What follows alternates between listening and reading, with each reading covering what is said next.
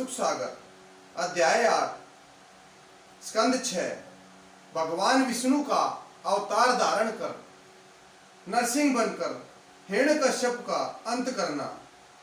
मुनि नारद बोले, हे राजन, पाठशाला के वे समस्त छात्र प्रहलाद के मुख से ज्ञान उपदेश कर परमात्मा विष्णु, नारायण, राम और जगदीश्वर आदि नामों का उच्चारण करने लगे। उन बालकों के गुरु परमेश्वर का भजन करने लगे हैं, उन्हें समझना चाहिए, नहीं तो फिर इन्हें दैत्यराज हिरण्यकश्यप के पास ले जाऊंगा। यह सोचकर छंडामर्क ने प्रहलाद और उन समस्त बालकों को अपने समीप बुलाकर कहा, यदि तुम सब ने परमात्मा का नाम जप कर छोड़ा नहीं तो हिरण्यकश्यप का नाम जपना शुरू नहीं किया, तुम्हें कठिन से कठिन दंड दिया जाएगा और तुम्हें दैत्यराज हिरण्यकश्यप के पास ले जाया जाएगा। वे तुम्हें मृत्यु दंड भी दे सकते हैं। छंडामर्क की बात सुनकर वे बालक जरा भी भयभीत नहीं हुए और बोले, हम किसी दंड से नहीं डरते, हम तो प्रभु के नाम के अलावा ना कुछ पढ़ेंगे ना ही कुछ जपेंगे। श्री सुखदेव बोले, हे राजन, समस्त बालकों के मुख से यह वचन सुनकर छंडामर्क ऋषि सबको हिरण्यकश्यप के समक्ष ले जाकर बोला, हे दैत्यराज, पाठशाला में पढ़ने वाले इन समस्त बालकों को प्रहलाद ने परमात्मा के प्रेम का ऐसा पाठ पढ़ा दिया कि ये सारे परमेश्वर के नाम के अलावा और कुछ नहीं पढ़ते। इसलिए दैत्यराज, अब आप जैसा सही समझे वैसा ही करें। छंडामर्क के मुख से बात सुनकर हिरण्यकश्यप को क्रोध आया और वो चीख कर प्रहलाद से बोले, रे दुष्ट, इतने कठोर दंड देने पर भी तुझे कुछ समझ नहीं आया। लगता है तेरी मौत प्रसन्न होकर तुझसे मिलना चाहती है। दैत्यराज हिरण्यकश्यप के वचन सुनकर प्रहलाद जी मुस्कुराकर बोले, हे पिताश्री, यह तो समय ही बताएगा कि किसकी मृत्यु आती है, लेकिन यह बात सदैव याद रखो कि प्रभु समस्त लोगों में ही नहीं, जगत के समाचार जीवों में, समस्त जीवों में उपस्थित है। ऐसा कोई स्थान नहीं वहां जहां उनका वास हो। इसलिए सदा याद रखो कि तुम्हारे पापों का दंड देने के लिए और भक्तों के दुख दूर करने के लिए प्रभु अवश्य आएंगे और अवश्य ही शीघ्र अवतार धारण कर लेंगे। प्रहलाद के मुख से वचन सुनकर दैत्यराज हिरण्यकश्यप बोले, यदि तेरी बात सत्य है तो बता, स्तंभ में क्या तेरे प्रभु हैं? इस स्तंभ में तेरा परमात्मा उपस्थित है?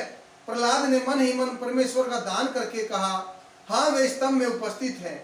हिरण्यकश्यप यह सुनकर कि स्तंभ में भी परमात्मा उपस्थित है, थोड़ा भयभीत हो गया, लेकिन जब उसने गौर से स्तंभ की ओर देखा तो कुछ दिखाई नहीं दिया। वह प्रहलाद से चीख कर बोला, रे दुष्ट झूठे, कहाँ है तेरा परमात्मा? यदि तुझे अपने जीवन से मोह है तो अपने परमात्मा को बुला, क्योंकि मैं तुझे यमलोक पहुंचाने वाला हूँ। और यदि दुर्देव से तेरा परमात्मा यहाँ आ गया तो उसे मारकर अपने भाई व अपने दैत्यों की मौत का बदला लूंगा। श्री सुखदेव बोले, हे राजन, यह कहते ही हिरण्यकश्यप जैसे ही प्रहलाद को मारने के लिए उठा, वैसे ही स्तंभ बीच में से फट गया और उसमें से महाभयंकर गर्जना करते हुए भगवान नरसिंह प्रकट हुए। गर्जना को सुनते ही देव, यक्ष, किन्नर, मनुष्य भयभीत हो गए। दैत्यराज हिरण्यकश्यप उनके स्वरूप को देखकर इतना भयभीत हुआ कि काफी देर तक वो अपनी आंखों को बंद किए रहा। फिर दैत्यराज हिरण्यकश्यप ने अपने मन में सोचा, यमराज से भी नहीं डरता, आज मैं इसे देखते ही डर गया, क्योंकि इस विचित्र जीव का देवता दैत्य मनुष्य एवं पशु आदि कुछ भी नहीं कर सकते और ना ही यह ब्रह्मा की सृष्टि से गिना जा सकता है। लगता है आज मेरी मृत्यु का दिन आ गया। यह सोचकर हिरण्यकश्यप ने अपने मन ही मन में कहा कि चाहे वह स्वयं परमात्मा हो अथवा मेरी मृत्यु साक्षात रूप हो, लेकिन मैं इससे डरूंगा नहीं, युद्ध करूंगा। यह सोचकर दैत्यराज हिरण्यकश्यप ने भगवान नरसिंह जी पर अपनी गदा से प्रहार किया। भगवान नरसिंह ने उसकी गदा पकड़कर ऐसे मारी कि वह दैत्यराज कुछ देर तक मूर्छित होकर गिर पड़ा और सचेत होते ही वह दैत्यराज फिर से युद्ध करने के लिए तैयार हो गया। जब देवताओं को भयभीत देखकर भगवान नरसिंह ने संध्या समय उस दैत्य को अपनी भुजाओं में उठाकर और ड्योढ़ी पर ले जाकर अपनी जंघाओं पर रखकर उसका नखों से पेट फाड़ दिया, तब उसका अंत हो गया। उस समय वह हंसकर बोला, देखो समय की बात है, जिस शरीर पर वज्र भी अपना प्रभाव नहीं दिखाता था, आज वह नखों से फाड़ा जा रहा है।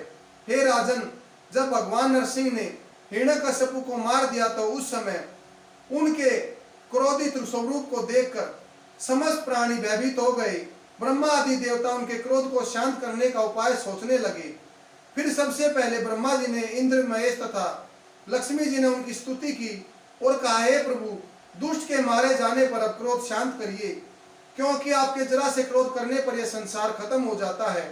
इसलिए हम देवता एवं भक्तों पर कृपा कर क्रोध को शांत कर लीजिए। इस प्रकार जब समस्त देवों ने प्रभु की स्तुति करने की पर प्रभु क्रोध शांत नहीं हुआ तो सबने प्रहलाद से कहा कि आप भगवान नरसिंह को शांत करने के लिए उनसे प्रार्थना करो। समस्त देवों की बात सुनकर प्रहलाद जी ने प्रभु की स्तुति की और प्रभु शांत हो गए।